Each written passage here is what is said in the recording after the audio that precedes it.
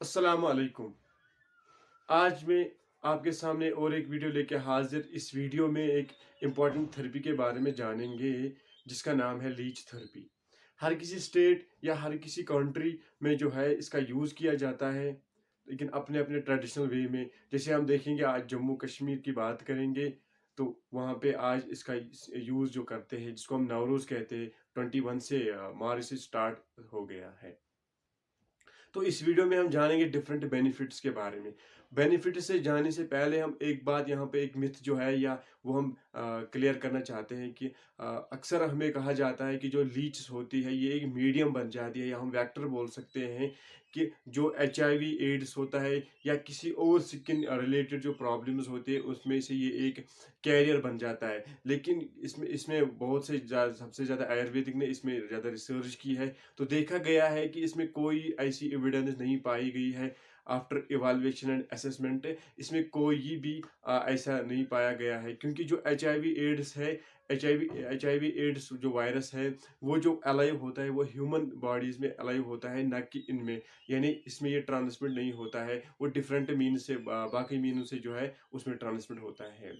तो पहला यूज़ जो होता है इस लीच थेरेपी का, यस त्रावनी से वनन, उसमें पहला यूज़ जो है वो है स्किन के लिए। यानी डिफरेंट स्किन एलिमेंट्स जो है, डिफरेंट स्किन डिजीज की बात करेंगे हम, उसमें इसका यूज़ होता है। जैसे हम बात करेंगे पिंपल्स की बात करेंगे, एक्ने की बात करेंगे, या ब्लेमिशेस जिसको हम बोलते हैं मेलिस्मा, बजिन या जन, उसमें भी इसका यूज़ किया जा सकता है। या बाकी सिकार्स जो है वो, उसमें हम इसका यूज़ करते हैं। एक डिजीज़ होती है इक्जीमिया, उसमें भी हम इसका यूज़ करते हैं। मैं आपको बाय फिगर भी दिखाऊँगा कि कैसे उनका शेप होता है, तो इससे आपको ज़्यादा समझ आएगा। आप वीडियो को पूरा देखिए। दूसरा यूज़ जो है वो है हेयर फॉल के लिए। अक्सर हम देख रहे हैं आज हेयर फॉल जो है वो सबके गिर रहे हैं। उसमें रीज़न जो है वो, इसमें एक रीज़न ये भी है कि ब्लड सर्कुलेशन जो है उसमें प्रॉपर्ली नहीं पहुँच पाती है हमारे स्काल्प में, हमारे हेयर फॉलिकल्स को, जिसकी वजह से वो वीक हो जाते हैं और गिर जाते हैं, गिरना स्टार्ट हो जाते हैं। उसके लिए जो ये लीड्स होते हैं, इसमें इनमें एक एंटीकोगुलेंट कह सकते हैं हम, या ब्लड थिनिंग एजेंट होते हैं, जो हमारी सर्कुलेशन को जो है उसको प्रॉपर बनाते हैं, या प्रॉपरली जो टिश्यू तक होते हैं, डिफरेंट टिश्यू तक उसमें पहुंचने में बहुत ही रोल प्ले करती है। तीसरा यूज जो है इस लीच थेरेपी का, वो है इचिंग। यानी उसमें इचिंग, हमारी बॉडी में जो है वो खुजली स्टार्ट होने हो जाती है, डिफरेंट पार्ट्स में खुजली स्टार्ट हो जाती है। वो क्यों हो जाती है? क्योंकि हमारा ब्लड जो है वो इम्प्योर होता है, या हम कह सकते हैं उसमें इन्फेक्शन कोई हो गया हो, तो उस ब्लड को प्यूरिफाई करने के लिए हम इस लीच थेरेपी का यूज कर सकते हैं।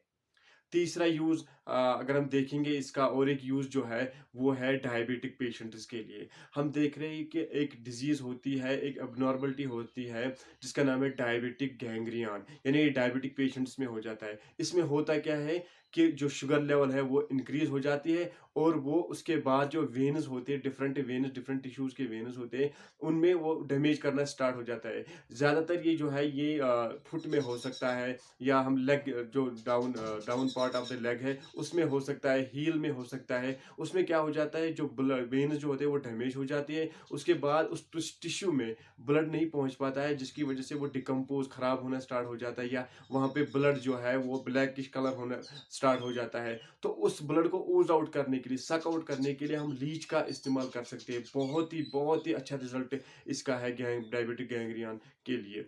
और एक यूज जो इसका है वो है वेरिकोस वेन्स। जैसे आपको फिगर में दिख रहा है, वेरिकोस वेन ये एक एबनॉर्मलिटी एक है जो वेन्स में हो जाती है, जिसमें वेन्स जो है वो एनलार्ज हो जाती है। उसके साथ साथ फिर ब्लड जो है उसमें एक्यूमुलेट हो जाता है, जिसकी वजह से जो वहां पर जो साइज होता है वो ज्यादा हो जाता है, जैसे आपको फिगर में दिख रहा है। तो उस ब्लड को बाहर निकालने के लिए हम इस लीच का यूज करते हैं।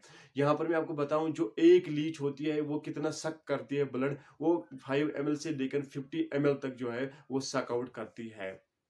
उसके साथ साथ आरएफ जिसको हम बोलते हैं, या बोलते हैं आर ए रिमेटाइड आर्थराइटिस जो होता है, री यजन छे इस वनन, उसमें भी इसका बहुत ही ज़्यादा यूज़ होता है, क्योंकि जो ये सलाइवा होता है, इसका सलेवरी ग्लैंड होता है, इस लीच का दृक यजन इस वनन छे, उसमें जो सलेवरी ग्लैंड होता है उसमें डिफरेंट एंजाइम, डिफरेंट केमिकल्स होते हैं, जिसमें प्रोस्टाग्लैंड्स भी होते हैं, वैसोडाइलेटर्स होते हैं, जिसमें जो री होता है रिमेटाइड आर्थराइटिस, उसमें उसमें उसमें उसका बहुत ही ज़्यादा रोल होता है, यानी पेन सूदिंग होता है, कम करता है। गाउट की बात करेंगे जिसमें यूरिक एसिड एक्यूमुलेट हो जाता है, तो उन एरिया में जहाँ पर पेन होती है, तो एज ए वैसोडाइलेटरी जो है ये पेन जो है वो कम करती है।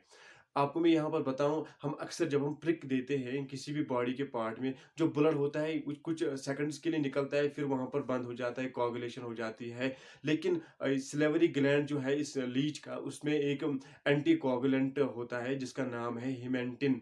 ये क्या करता है, ये फिब्रिन को फिब्रिनोजन में कन्वर्ट नहीं होने देता है, जिसकी वजह से जो ब्लड वहाँ पे होता है मतलब ऊज आउट होता होता जा रहा है। तो यहाँ पर इस वीडियो बनाने का मकसद यही है कि आप इस लीच थेरेपी का जो जो हम कह सकते हैं एडवांटेज है उसका फ़ायदा उठाए। इसमें कोई घबराने की ज़रूरत नहीं है, ना उसमें पेन हो जाती है, तो इसका सेवन ज़रूर कीजिए।